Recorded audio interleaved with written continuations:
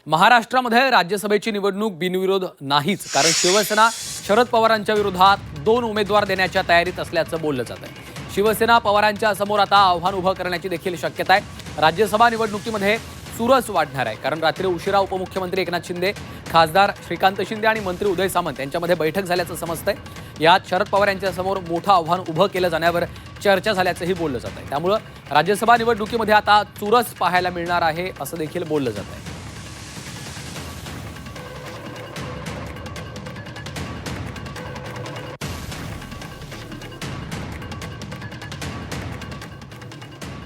पवारांच्या विरोधात उमेदवार देण्याची शक्यता आहे। शिवसेनेकडनं 2 उमेदवार दिले जाऊ शकतात असं देखील समजतंय। या संदर्भात काल रात्री उशिरा एक बैठकही पार पडलेली आहे।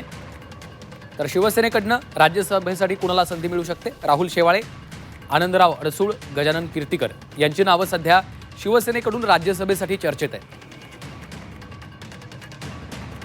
हेमंत गोडसे, संजय मंडलिक यांची देखील नावं राज्यसभेसाठी सध्या चर्चेत असल्याचं समजतंय।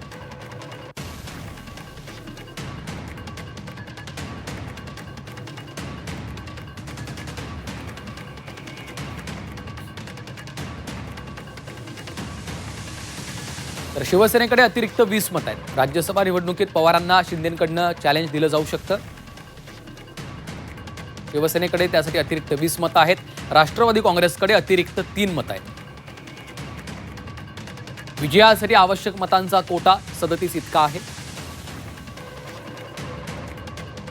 शिवसेनेला दुसऱ्या उमेदवाराच्या विजयासाठी 14 मतांची गरज आहे।